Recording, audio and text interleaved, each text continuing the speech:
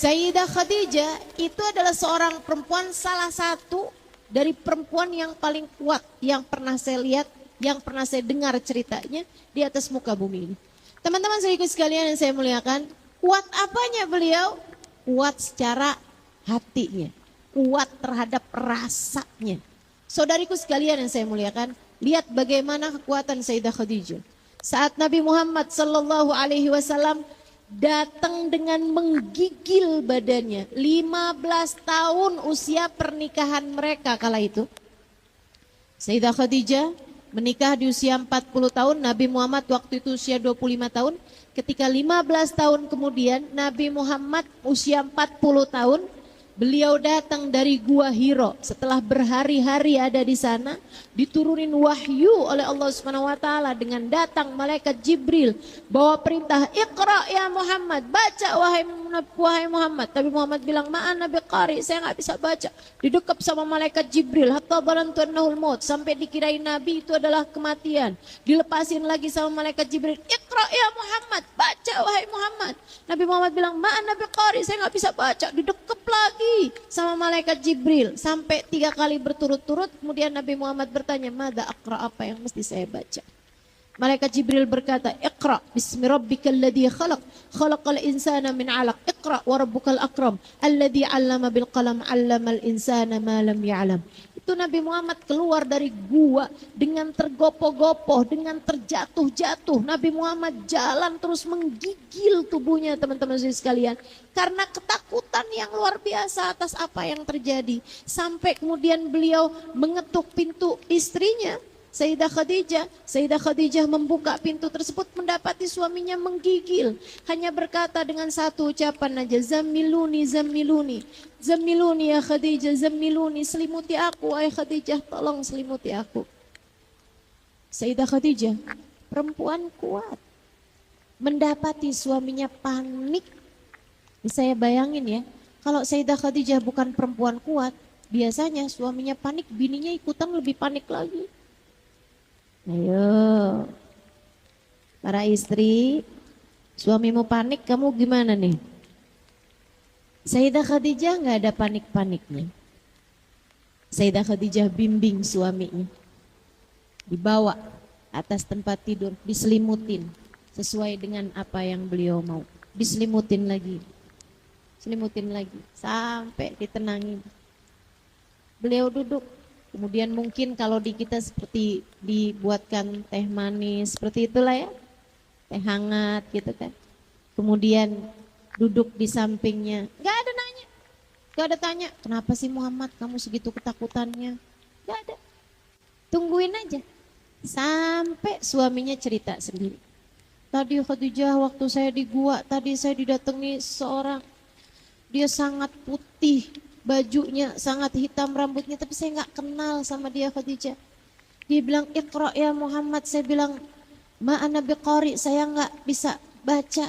Dudekap saya Khadijah." Diceritain sama Nabi Muhammad alaihissalam. Sayyidah Khadijah dengerin aja.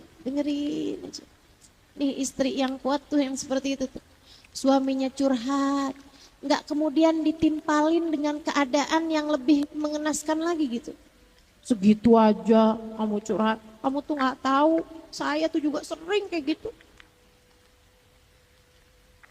Nggak gitu, didengerin dengan baik. Teman-teman saudara sekalian, saatmu menjadi telinga, jadilah telinga yang baik buat suamimu. Kasih dua-dua telinga itu kepadanya.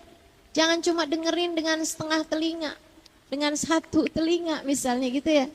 Habis itu kemudian gak lama dari suami cerita udah kedengeran suara dengkurannya.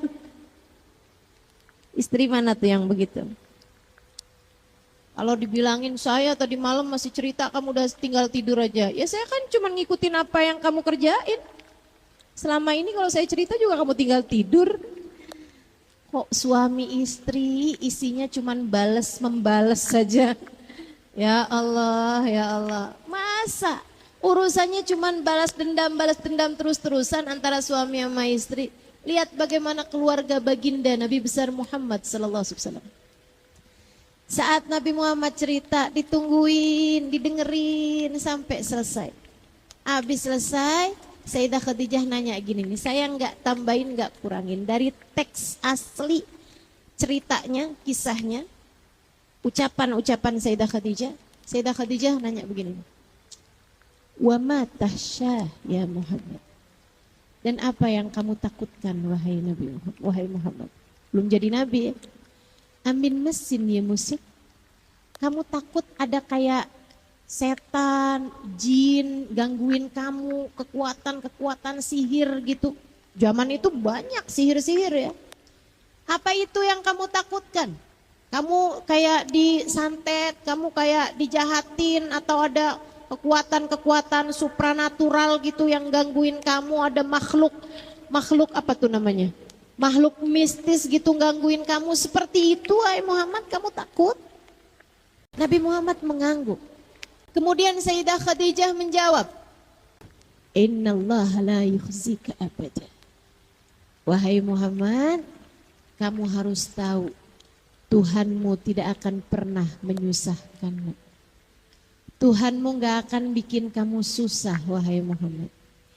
Innaka latasilur rahim wa innaka latuqrid dhaif wa innaka latakilul aitam. Orang sepertimu tidak akan pernah dikecewakan oleh Tuhan wahai Muhammad, sebab kamu adalah seorang yang selalu menyambung hubungan kekerabatan. Kamu adalah seorang yang selalu menjamu tamu. Kamu adalah seorang yang selalu menyantuni anak yatim. Orang sepertimu wahai Muhammad akan selalu disayang oleh Tuhan. Kurang lebih seperti itu teman-teman saya sekalian, kalau diartikan dalam bahasa Indonesia. Sehingga sekalian saya muliakan, ini ucapannya Sayyidah Khadijah oleh para ulama ahli sejarah kayak semacam ditulis dengan tinta emas gitu.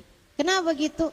Ini perempuan sangat kuat sekali, ia tahu bahwa dalam keadaan-keadaan tertentu suaminya itu perlu untuk dikuatkan. Saat lemah, suami perlu dikuatkan.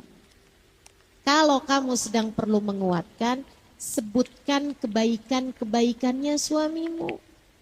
Kalau suamimu sedang ingin dikuatkan, puji-puji suamimu, sebutkan kebaikan-kebaikan suamimu. Gitu loh caranya jadi perempuan kuat. Gitu caranya jadi perempuan mulia. Gitu caranya kalau mau jadi istri yang soleha.